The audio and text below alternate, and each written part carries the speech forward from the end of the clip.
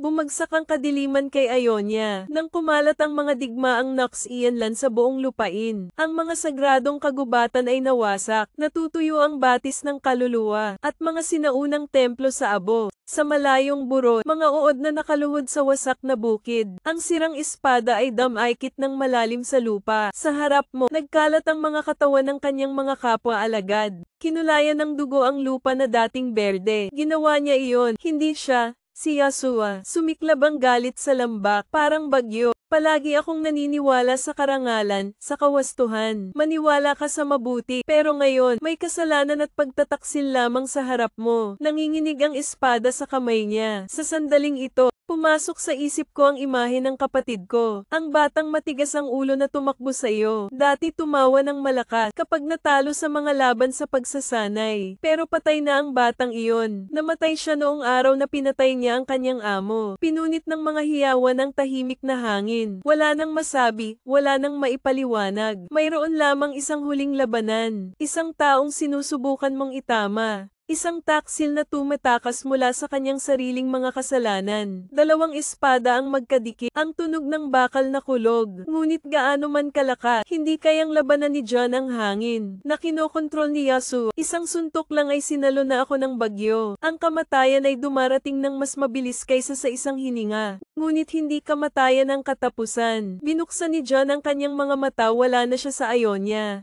Sa harap mo ay isang anino na nakatayo doon. Mataas na malaking distortion na may napakalaking ngiti at pulang dugong espada. Isang halimaw na hindi pa nakita ni John. Pero matagal na itong nasa isip ko. Natalo ka ng 7. Umaalingaw-ngaw ang tawa sa dilim. Hinigpitan ni John ang kamay. Ngunit sa pagkakataong ito ay hindi ko na hinawakan ang aking espada.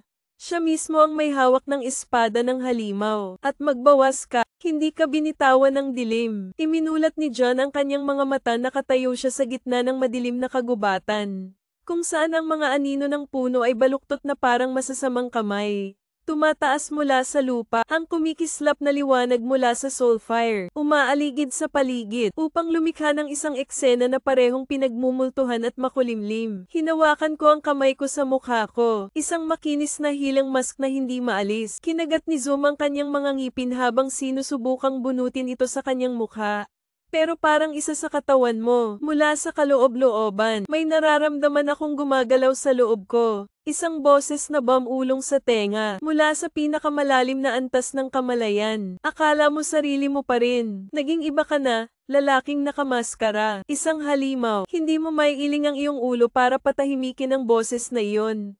Tumingin-tingin ako sa paligid, ang tahimik na kagubatan, pero alam kong hindi walang laman ang lugar na ito. Ang iyong instincts ay nagsasabi sa iyo na may nanunood. Ang mga anino na nagtatago sa gitna ng mga puno, ang mga pulang mata na nakatago sa malalim na ulap, mga nilalang na nangangaso ng mga kaluluwa, na parasitiko sa mga negatibong emosyon, upang mapangalagaan ang kanilang kapangyarihan. Hinawakan ng pulang espada sa kanyang kamay. Kahit na hindi ito armas na ginamit mo, pero kapag hawak mo, ramdam na ramdam ko ang pulso ng aking kaluluwa. Ito ay isang bagong ngunit mapanganib na kapangyarihan. Biglang lumabas ang isang itim na anino mula sa hamog. Isang entity na may baluktot na hugis, may mahabang kuko, at ang kanyang mukha ay kulubat sa kawalan ng pag-asa. Sumisigaw ito ng malakas na tenga. Papalapit ito kay John sa napakabilis na bilis. Sa isang segundo, itinaas ni John ang kanyang espada sa gilid. Hinahasa ang pulang tinted na espada sa pamamagitan ng katawan ng halimaw. Umalingaw-ngaw ang isang alulong, at ang mga arkan ay gumuho sa mga piraso ng kadiliman. Natunaw sa hangin, ngunit hindi pa natukoy. Isa pang boses ang nagmula sa likuran. Iyan ay mahusay.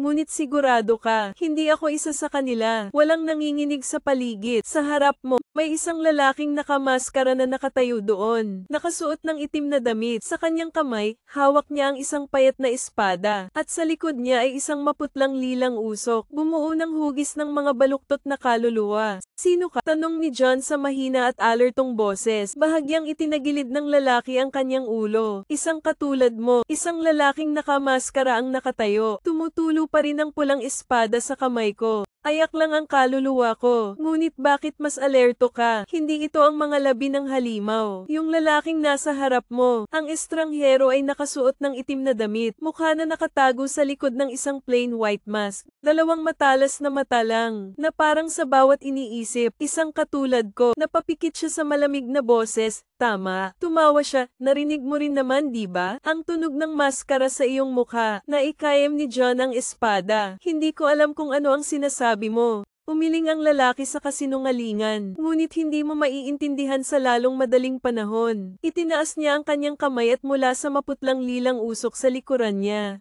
Isang dilim ng hangin ang tumataas, bumuo ng isang silweta. Anjetrang ay struggling sa kawalan ng pag-asa. Hindi ito sumisigaw o umaatake tulad ng ibang mga demonyo. Nanginginig lang na parang nilalamon mula sa loob. Dang nakasimango, hindi niya pinatay ang Asia.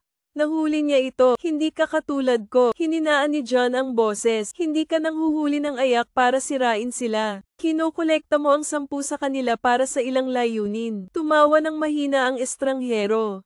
Hindi naman tayo magkaiba. Ang tunog ng kanyang pangalan ay bumulaga kay John. Kilala mo ako, syempre. Ang iyong pangalan ay umaalingaw sa mundo ng mga espiritu. Parang sumpa, isang namatay ngunit hindi nagpahinga, isang nagpapakilalang mangangaso ng demonyo, ngunit hindi namalayan iyon, siya mismo ay nilalamon ng dyablo. Dahan-daang kumislap ang mga mata sa mapanganib na sinag. Wala tayong panahon para makinig sa kalokohan. Tumawa siya ng malakas kaya diretso na tayo sa punto. Isang hakbang pasulong siya, umiikot na parang gusto kitang tulungan John. Tulungan mo ako, tamang dulang, nangangaso ka ng arakang, tama ba? Pero alam mo ba, may isang uri ng arakang, mas malakas kaysa sa mga nakaharap mo. Ang mga demonyo ay hindi lamang kumakain ng negatibong emosyon, ngunit kontrolin din at manipulahin ang mga ito. Mga nilalang na maaaring magwasak ng kaluluwa, nang hindi ito hinahawakan. Natahimik si John, nagpatuloy ang estranghero. Sa tingin mo, pinagtawanan ka ng demonyo noong namatay ka. Normal na page lang Asia Sao. Ang kanyang mga salita ay nagpalamig kay John. Tumatakbo kasama ang gulugod. Ano ang alam mo tungkol dito? Bumaba ang boses ni Juan. Alam ko ang pangalan niya. Nakangiting ikinulong ni John ang kanyang kamao. Sa lahat ng oras,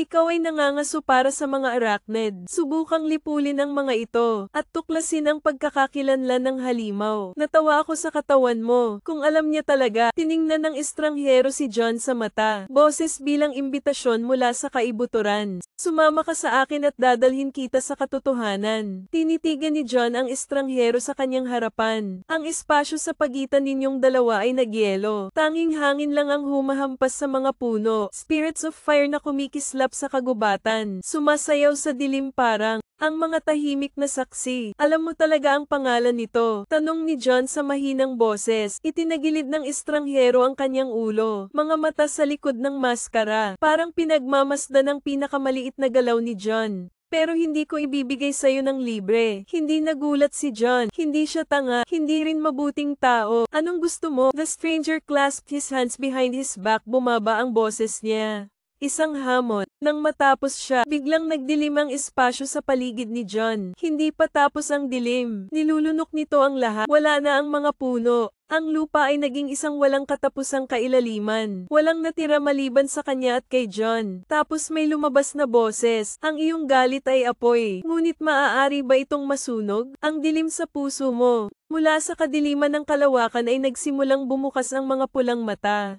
10,000, ang mga baluktot na anino, ang mga madilim na nilalang ay gumagapang sa labas ng kalawakan. Lahat sila ay may baluktot ng ngiti sa kanilang mga mukha. Isang rakang ngunit, hindi ito tulad ng maliliit na demonyo na hinarap ni John. Hindi sila nagmamadaling umatake kaagad. Nakatayo sila doon na umiikot sa dilim. Bulong ng mga salitang hindi. Sino ang nakakaintindi? Ang mga bulong ay gumagapang sa ulo ng dayami. 7 ang natalo mo. Pinagtaksilan mo ang iyong pamilya. Pinatay mo ang iyong mga kapatid. Namatay ka sa ilalim ng espada ni Yahshua. Bawat salita, parang matutulis na talam na tumatagos sa isip ni John. Kinuyam niya ang kanyang espada at kinagat ang kanyang mga ngipin. Hindi ito katotohanan. Ito ay isang psikolohikal na laro, isang mental na bitag. Nakakita na ako ng mga demonyong ganito dati. Ayaw kumain ng tako, kaya mo ba silang patayin? Malamig na umalingaw-ngaw ang boses ng estranghero. Pumikit si John at huminga ng malalim. Pagmulat ko ng mata ko, may pulang glow sa pupils ko.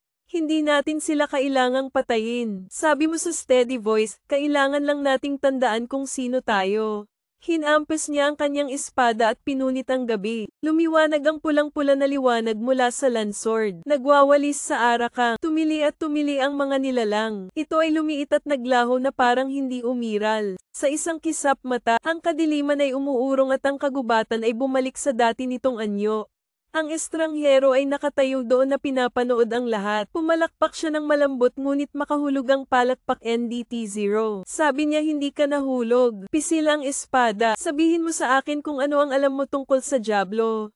Natahimik sandali ang estranghero at saka siya tumawa. Ang pangalan nito ay Puro Hangin. Parang ang gabi mismo ang nagpipigil ng hininga. Napatingin ng diretso si John sa lalaking nakamaskara. Ang mga mata ay kasing talas ng espada sa leeg. Sabihin mo, marahan na tumawa ang estranghero. Kumikislap ang mga mata sa tuwa.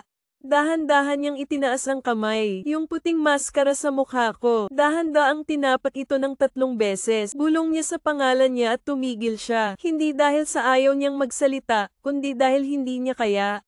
The moment na malapit nang lumabas ang pangalan sa labi niya, gumuho ang espasyo, ang kagubatan na parang dinudurog ng di nakikitang puwersa. Sumipol ang hangin, tulad ng sigaw ng libu-libong sinumpa ang kaluluwa. Dumidilim na ang langit, ang mga itim na alon na gamulong mula sa wala hanggang sa wala. Ang pulang espada sa kanyang kamay ay gumuhit ng isang maliwanag na linya. Handang saksakin ng isang estranghero sa dibdib. Kung maglalaro siya, ngunit sa sandaling iyon ay umatras siya. Ang kamay ay nagbibigay ng isang komplikadong tanda sa hangin. Bumaba ang boses niya at hindi na siya nagmumukhang tanga. Narinig niya kami, hindi makapag-react si John. Pagkatapos ay isang higanting itim na kamay ang palm unit sa kalawakan. Bumaba mula sa itaas na parang death side. Nabasag ang cluster groundra. Ang buong kagubatan ay nalipol sa isang iglap. Si John ay lumipad pabalik. Ilagay ang espada sa lupa upang mapanatili ang iyong balanse. Pagtaas ko ng ulo ko nakikita ko ito. Isang entity na walang nakapirming hugis. Ang katawan nito ay gawa sa halos baluktot na itim na usok.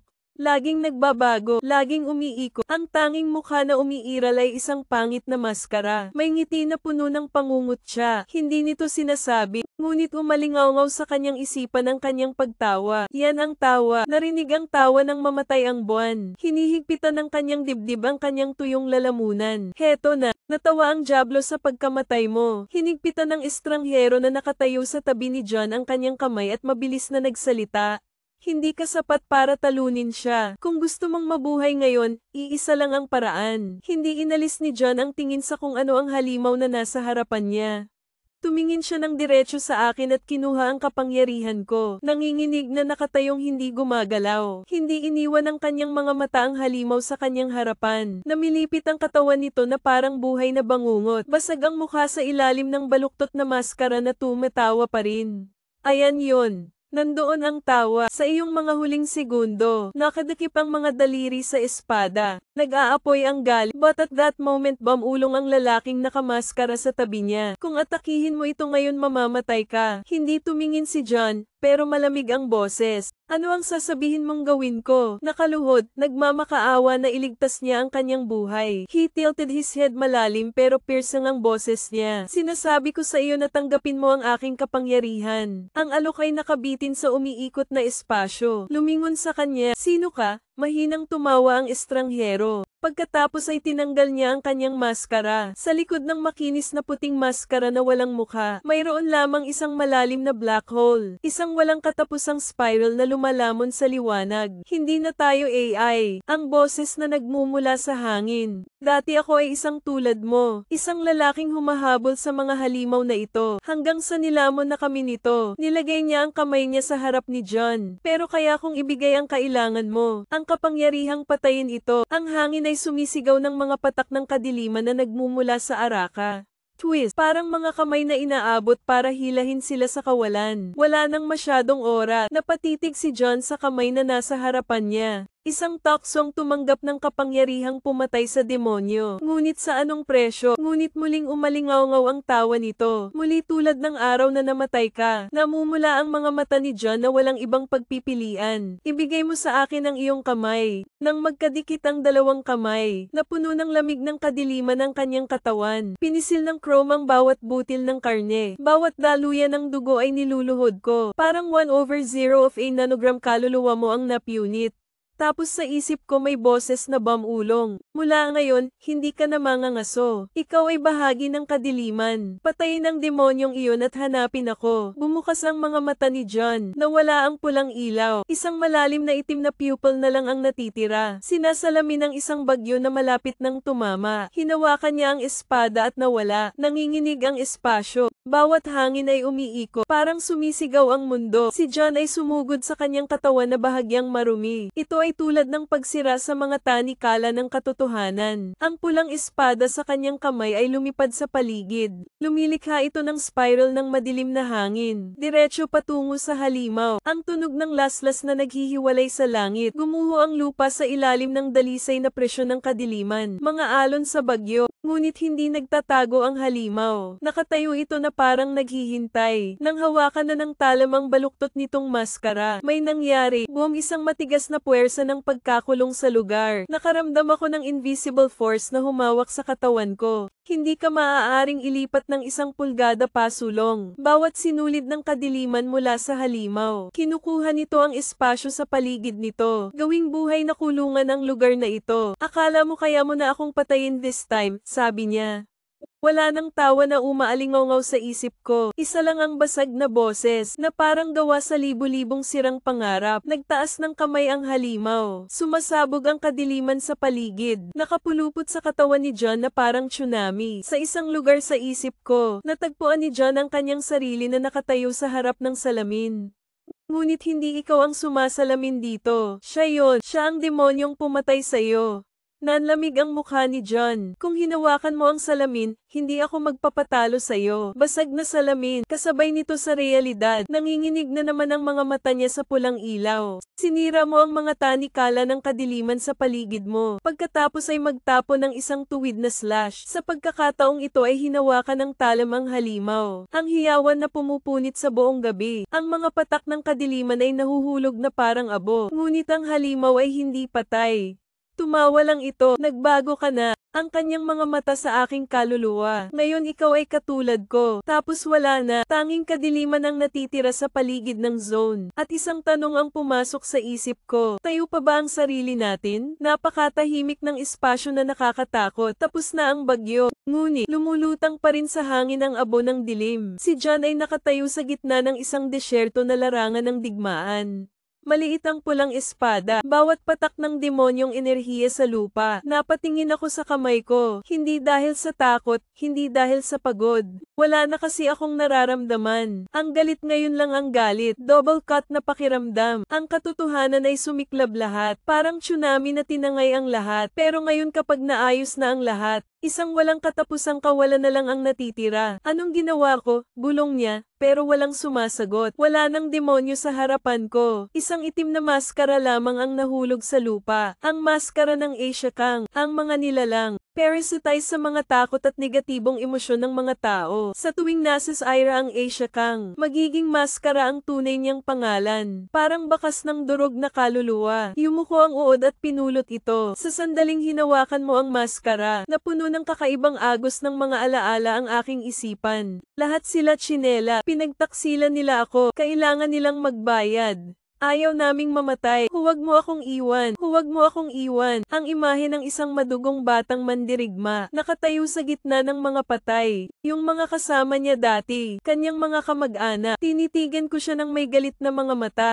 At pagkatapos ay iniwan siya. Sumabog ang puot sa kanyang puso. Nilunok siya nito. Gawin siyang halimaw na kamamatay lang ni John. Isang nawawalang kaluluwa. Hindi kay John ang boses na iyon. Bumalik ako sa tabi mo. May nakatayong lalaking nakamaskara. Siya ang umabot kay John. Sa nakaraang kabanata, naramdaman mo na ba? Tanong niya sa boses na kasing lambot ng hangin. Ang linya sa pagitan ng mga tao at mga halimaw ay napakanipis. Tiningnan ni John ang maskara sa kanyang kamay. Ang totoo ay tama siya. Isang hakbang lang ang nawala. Konting po, isang maling desisyon. Kaya ang isang tao ay maaaring maging isang demonyo. Tulad ng mandirigma, tulad ng kanyang sarili, o kahit na tulad ni John mismo. Naramdaman kong nanginginig ang maskara sa mukha ko. Parang tumatawa din siya. Ang maskara sa nanginginig na mga kamay. Umaalingaw sa aking isipan ang mga bulong. Tulad ng daan-daang boses na pinagsama-sama. Isang butas na sakit sa ulo. Kinailangan ni John na ikuyom ang kanyang kamao. Subukan mong kumalma. Ang lalaking nakamaskara sa tapat mo ay nakatayo doon na hindi gumagalaw.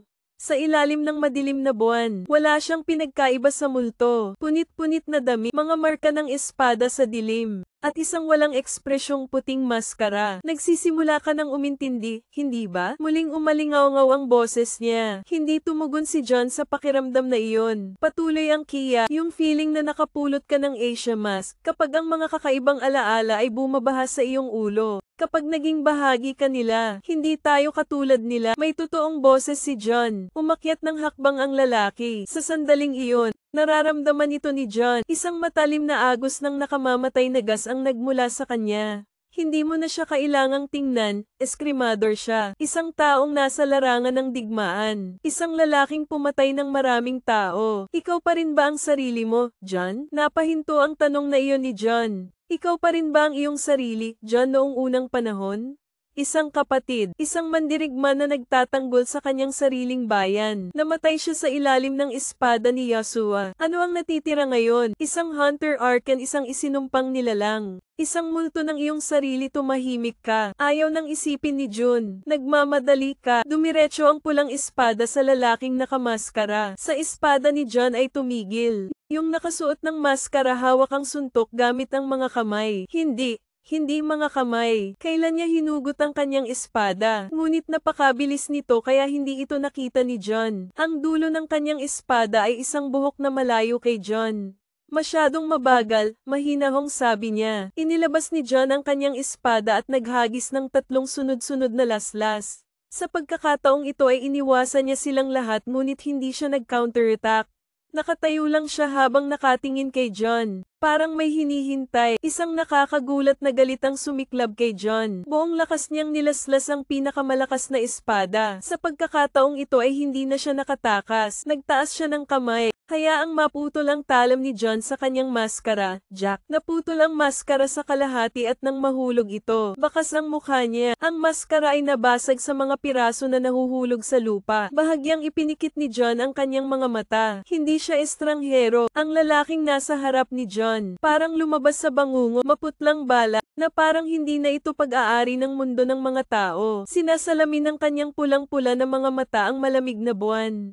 Isang mahabang peklat na dumadaloy mula sa noo hanggang sa pisngi. Parang hiwa ng nakaraan na hindi naghihilom. Ngunit ano ang nagpatigil kay John? Hindi yung mga marka sa mukha niya. Ito ay pamilyar. Sino ka? Nakangiti ng mahina. Nakalimutan mo na ako, Saozom. Yung boses na yon, parang alaala. Inilibing sa abo ng panahon. Isang boses na dating matigas pero ngayon ay nagdadala ng kadiliman at kalungkutan. Isang boses na kilala ni John. Parang espada sa isip. Ang imahe ng taong iyon ay bumalik sa dati. Isang parallel sword. Mahabang sesyon ng pagsasanay sa ilalim ng paglubog ng araw. Isang pangakong hindi natupad. Naikayam ni John ang espada sa kamay ni Soryu. Hindi makapaniwala si John sa kanyang mga mata. Hindi pwedeng Soryu ang lalaking nasa harap mo. Matalik na kaibigan. Nakipaglaban siya kay John sa hindi mabilang na mga laban. Na laging may dalang malambing na ngiti. Kahit na puno ng dugo ang kanyang espada. Patay na si Soryu. Matagal nang namatay. Ang taong nasa harap mo ngayon, ang mukha ni Soryu, hindi lang mukha niya, si Soryu. Naaalala mo pa ang pangalan ko. Buti na lang lumakas ang boses niya. Ngunit hindi na ito kasing init ng dati. Ito ay pinaliit ng dilim. Dahil ang isang bagay ay hindi na tao. Ngunit dahan-daang itinaas ni John Soryu ang kanyang espada. Hindi ako sigurado na naaalala mo ang lahat. Nararamdaman ni John ang gas. Agad akong nagmuni-muni. Itinaas ang espada para harangan ang laslas mula kay Soryuken. Shock force mula sa VA touch. Nabasag ang lupa sa ilalim nila. Itinulak ni John ang Soryu ngunit hindi siya kumikibo. Ang kanyang mapupulang mata ay hindi nagdadala ng puot.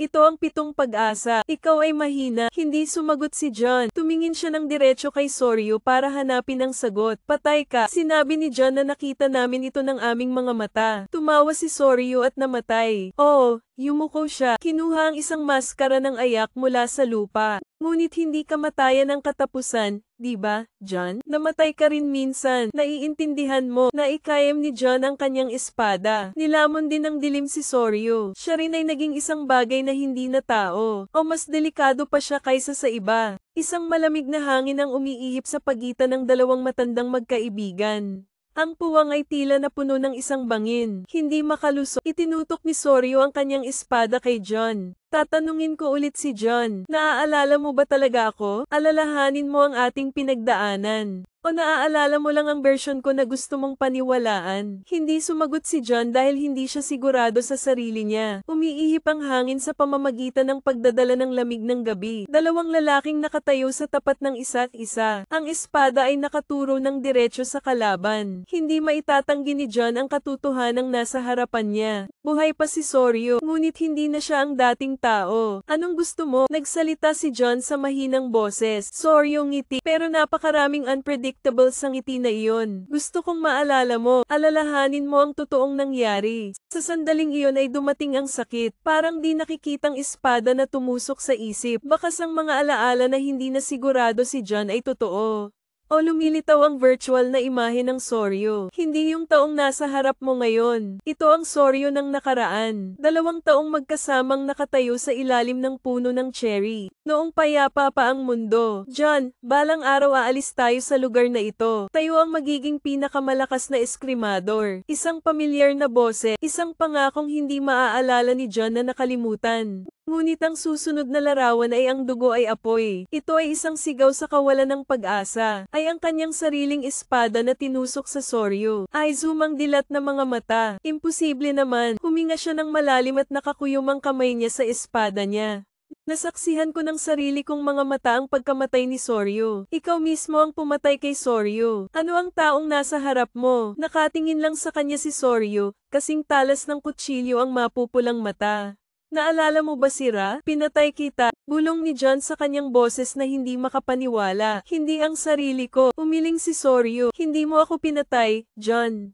Pinagtaksilan mo ako. Sa sandaling iyon ay wala akong ibang narinig. Isang nakabaon na katotohanan ay binaligtad lamang. Pero totoo ba talaga? O ito ba ay isang psikolohikal na laro lamang? Naramdaman ni John na bumibigat ang kanyang hininga. Ang mga alaala na akala ko ay nakabaon na. Biglang tumaa. Parang halimaw nakakalabas lang sa mga tanikala nito. Nakita ko ang sarili kong pinapatay si Soryu. Ngunit si Soryu ay nakatayo sa kanyang harapan na may pulang mata.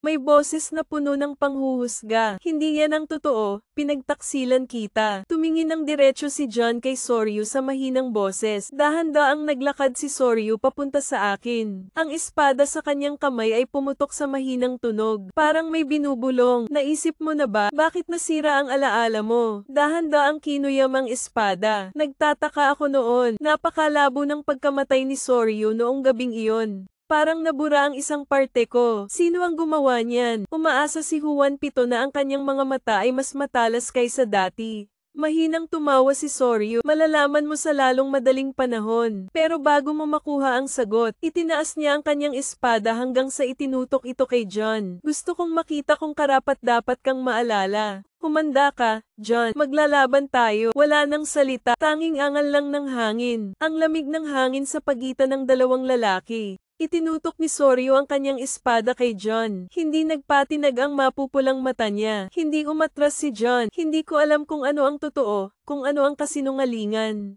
Pero isang bagay ang alam kong sigurado. Ang espada ay hindi kailanman nagsisinungaling. Tanging ang espada ay salamin ng tunay na pagkatao ng isang eskrimador. Kaya kung gusto mong malaman ang totoo, may paraan ka lang para lumaban. Halika dito, bulong ni Soryu. Sa sandaling iyon ay nawala siya. Hinawakan niya ang espada. Lumitaw si Ken Soryu sa harapan niya. Ang kanyang espada ay kumikislap na parang kidlat. Agad namang umatras si John, ngunit hindi siya tumigil. Ang mga espada ay patuloy na nahuhulog. Matalas ang bawat lasla. Ito ay tulad ng pagputol sa kalawakan. Naramdaman ni John ang pressure. Si Soryu ay mas malakas kaysa dati. Ngunit ang pinaka nakakatakot ay hindi ang kanyang kapangyarihan. Ito ang pamilyar na pakiramdam sa mga espadang iyon. May napagtanto si John. Itong swordsmanship style, hindi ito sayo. Sorry, ngumisi ng napakabagal at saka kumaway. Isang espada ang palm unit sa hangin at dumiretso sa loob. Walang ibang paraan. Itinaas ko ang aking espada. Ngunit isang hindi nakikitang puwersa ang darating. Napabuga ng malakas si Boom John sa lupa. Tumataas ang alikabok. Naramdaman kong tumutulo ang dugo mula sa gilid ng labi ni Soryu.